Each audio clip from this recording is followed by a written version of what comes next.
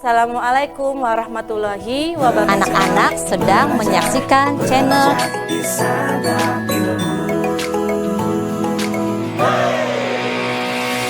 Belajar di Santap Ilmu.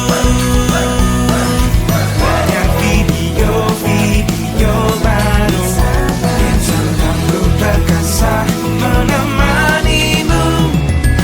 Ayo belajar di Santap Ilmu.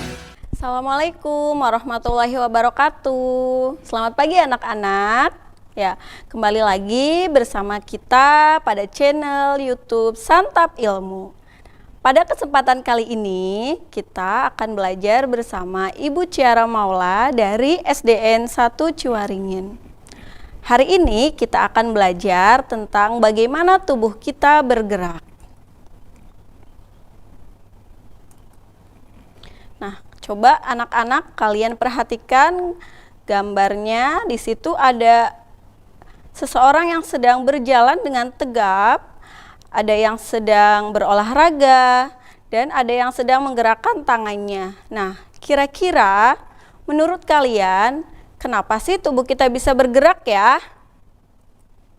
Nah, oleh sebab itu tujuan pembelajaran kita pada hari ini adalah mengidentifikasi organ tubuh yang berkaitan dengan sistem gerak, menjelaskan cara tubuh kita bisa bergerak. Untuk topik yang pertama yang akan kita bahas adalah mengenai rangka, sendi, dan otot. Apa itu rangka, sendi, dan otot? Yang kedua, untuk apa tubuh kita memiliki rangka, sendi, dan otot? Yang ketiga, bagaimana rangka, sendi, otot kita bergerak? Tulang dan rangka. Nah, tulang adalah struktur keras dan kaku yang terdiri atas jaringan ikat berupa gabungan sel dan serat dan matriks ekstraseluler. Sedangkan rangka merupakan kumpulan dari beberapa tulang. Nah, bisa kalian lihat ya anak-anak pada gambar di samping, itu merupakan susunan dari rangka tubuh manusia, terdiri dari beberapa tulang. Adapun dari fungsi rangka, yang pertama adalah sebagai alat gerak pasif. Rangka tidak bisa bergerak secara sendiri, melainkan dibantu oleh adanya otot. Fungsi yang kedua adalah melindungi bagian tubuh yang lunak dan penting. Contohnya, rangka tengkorak melindungi organ otak, rangka badan dan tulang rusuk melindungi jantung dan paru-paru. Selanjutnya, fungsi kerangka adalah memberikan bentuk tubuh. Contoh, pada wajah kita dibentuk oleh adanya rangka tengkorak. Selanjutnya, fungsi rangka adalah menegakkan dan menopang badan. Contohnya, rangka dari tulang rusuk dapat menopang badan kita supaya bisa berdiri dengan tegap. Selanjutnya, tempat melengkapnya otot rangka, dan yang terakhir, fungsi rangka adalah tempat pembuatan sel darah merah dan putih. Selanjutnya, susunan rangka manusia. Tulang manusia memiliki sekitar 206 tulang yang tersusun membentuk rangka. Nah, di sini susunan rangka manusia dibagi menjadi 3. Yang pertama adalah tulang tengkorak, terdapat pada bagian atas yaitu wajah kita. Selanjutnya tulang badan, dari bahu sampai pinggang kita. Dan yang terakhir tulang anggota gerak yang terdiri dari tangan dan bagian bawah yaitu kaki. Yuk kita bahas satu persatu. Yang pertama adalah tulang tengkorak. Tulang tengkorak tersusun atas tulang pipi, di mana tulang tengkorak ini dibagi menjadi 2 bagian. Yang pertama adalah bagian kepala dan bagian muka. Adapun bagian kepala tersusun dari tulang dahi, tulang baji, tulang ubun-ubun, tulang pelipis, dan tulang kepala belakang. Adapun bagian muka terdiri dari tulang air mata, tulang hidung, tulang pipi, tulang rahang atas, dan tulang rahang bawah. Selanjutnya, tulang badan. Tulang badan terdiri dari tulang belakang dan tulang dada dan rusuk. Tulang belakang berfungsi menguatkan dan menyeimbangkan tubuh saat berdiri. Tulang belakang berbentuk melengkung yang tersusun dari beberapa ruas tulang yang terdiri dari 7 ruas tulang leher, 12 ruas tulang punggung, 5 ruas tulang pinggang, 5 ruas tulang kelangkang, dan 4 ruas tulang ekor. Selanjutnya tulang dada dan rusuk. Tulang dada berbentuk pipih yang terbagi menjadi tulang dada hulu, tulang dada badan, tulang dada taju pedang.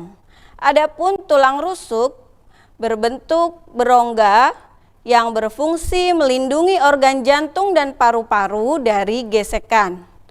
Tulang rusuk dibagi menjadi 7 pasang rusuk sejati, 3 pasang rusuk palsu, 2 pasang rusuk melayang. Selanjutnya tulang anggota gerak.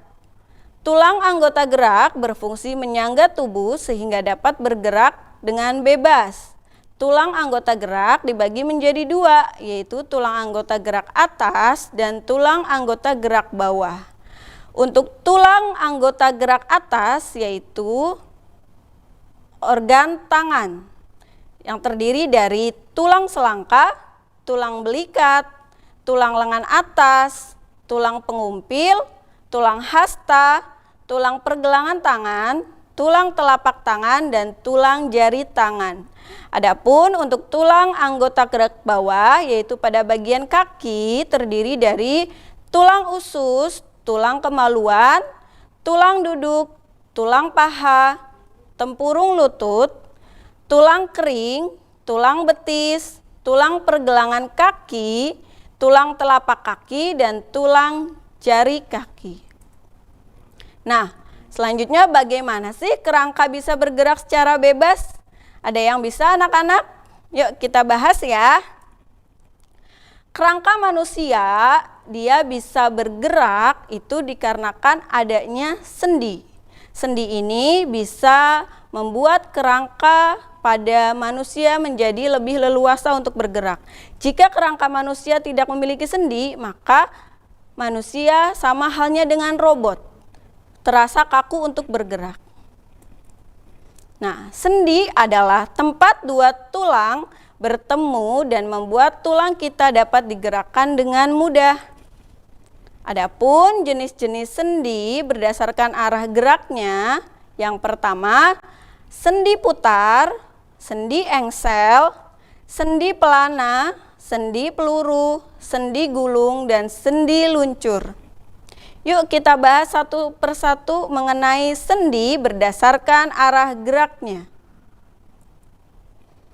Yang pertama adalah sendi putar.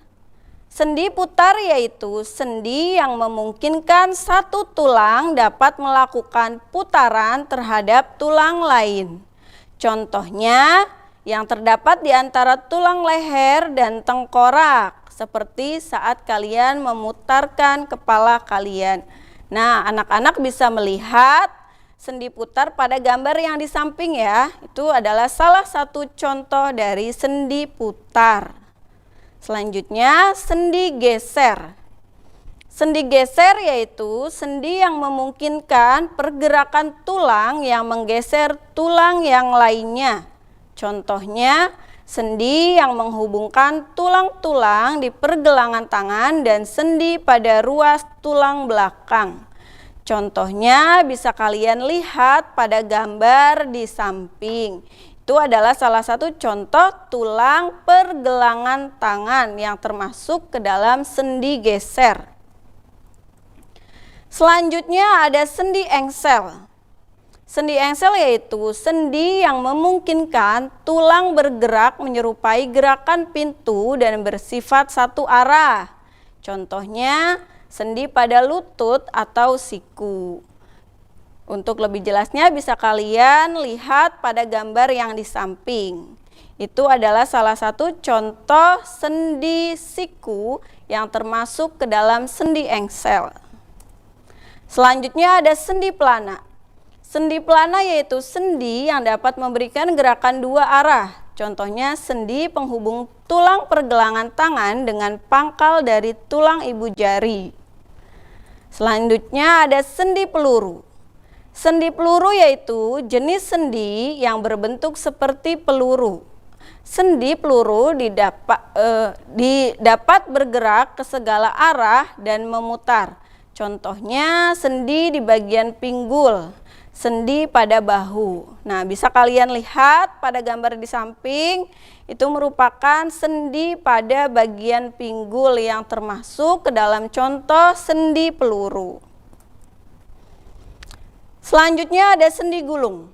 Sendi gulung yaitu jenis sendi yang memiliki gerak dua arah, bisa ke depan, ke belakang, atau ke kanan maupun ke kiri. Contohnya sendi pada tulang rahang. Nah, apakah hanya kerangka dan sendi saja yang membuat tubuh kita bergerak? Nah, menurut kalian, kira-kira kita bergerak apakah hanya karena kerangka dan sendi saja, anak-anak? Nah, tentu tidak ya. Kerangka merupakan alat gerak pasif. Nah, yang menggerakkannya itu siapa?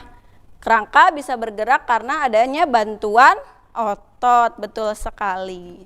Jadi, otot merupakan alat gerak aktif. Otot melekat pada tulang dan membantu berbagai gerakan. Otot memiliki kemampuan berkontraksi atau memendek dan relaksasi atau memanjang atau kembali seperti semula.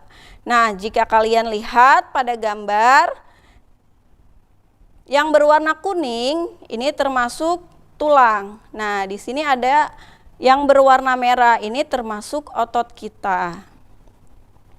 Selanjutnya sifat-sifat otot. Yang pertama kontraktibilitas, yaitu kemampuan otot memendek dan menegang. Yang kedua ekstensibilitas, kemampuan otot memanjang.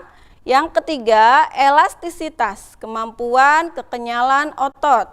Dan yang terakhir iritabilitas, kepekaan otot terhadap suatu rangsangan. Selanjutnya, jenis-jenis otot. Otot manusia dibagi menjadi 3. Ada otot polos, otot lurik, dan otot jantung. Yuk kita bersama-sama untuk mempelajarinya satu persatu. Yang pertama ada otot polos. Otot polos berbentuk gelendong, seperti potongan kayu. Nah, silakan kalian perhatikan gambarnya. Sama ya seperti gelendong atau potongan kayu. Nah, otot polos ini bekerja tanpa kita sadari. Terdapat pada saluran pencernaan, pembuluh darah, saluran pernapasan, dan sebagainya. Otot polos saat kita bernapas, otot diafragma dapat mengembang atau mengempis secara otomatis tanpa diperintahkan. Selanjutnya ada otot lurik. Otot lurik berbentuk serabut seperti serabut kabel. Nah, gambarnya seperti ini. Sering digunakan saat kita beraktivitas sehari-hari, menempel pada rangka dan dapat dikendalikan secara sadar. Berbeda dengan otot polos yang tadi. Kalau otot polos dia bekerja tanpa kita sadari, tetapi kalau otot lurik dia bekerja dengan adanya kendali dari tubuh kita. Selanjutnya, saat kita mengangkat benda, otot ini akan berkontraksi dan membuat kita mampu mengangkatnya.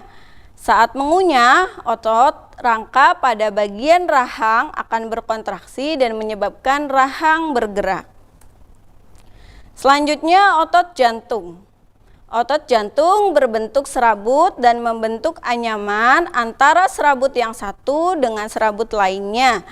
Gambar dari otot jantung bisa kalian perhatikan pada bagian samping. Nah, ini contoh gambar dari otot jantung. Otot jantung hanya terdapat di dinding jantung, bekerja tanpa kita sadari atau tanpa diperintahkan. Saat tidur, makan, atau belajar, otot jantung tetap memompa darah ke seluruh tubuh. Nah, jadi tubuh kita bisa bergerak secara sempurna itu karena adanya kolaborasi antara rangka, sendi, dan otot. Nah, kolaborasi ini bisa menghasilkan gerak pada tubuh kita. Supaya kalian lebih paham lagi, yuk kita latihan soalnya secara bersama-sama. Soal yang pertama. Fungsi utama rangka adalah A. Menopang tubuh, B. Memproduksi enzim, C. Menghasilkan darah, D. Menyaring limbah. Nah, menurut kalian jawaban yang tepat apa ya? Iya, betul sekali. Jadi fungsi utama rangka adalah menopang tubuh. A jawabannya. Lanjut, pertanyaan kedua. Otot yang bekerja tanpa sadar dan terdapat di organ-organ dalam tubuh disebut A. Otot polos, B. Otot rangka, C. Otot jantung, D. Otot lurik. Nah, kira-kira jawabannya yang mana nih anak-anak? Ya, betul sekali. Jawabannya A. Otot polos. Lanjut, pertanyaan ketiga. Apa fungsi sendi dalam tubuh kita? A. Mendukung tubuh, B. Memproduksi darah, C. Menghubungkan tulang dan otot, D. Menyaring limbah. Apa jawabannya anak-anak? Ya, betul sekali. Jawabannya C. Menghubungkan tulang dan otot. Nah, mudah-mudahan di pertemuan kita kali ini anak-anak bisa memahaminya ya mengenai rangka, sendi, dan otot pada tubuh kita. Bu Cia harap kalian tetap semangat dan belajar. Kalian tetap semangat dan belajar dan jangan lupa selalu mengikuti channel YouTube pada Santap Ilmu. Bu Cia akhiri. Wassalamualaikum warahmatullahi wabarakatuh. Terus dukung channel Santap Ilmu dengan like, subscribe, dan share konten-konten kami ke teman-teman kamu ya. Sampai bertemu di konten berikutnya. Ayo belajar di Santap Ilmu.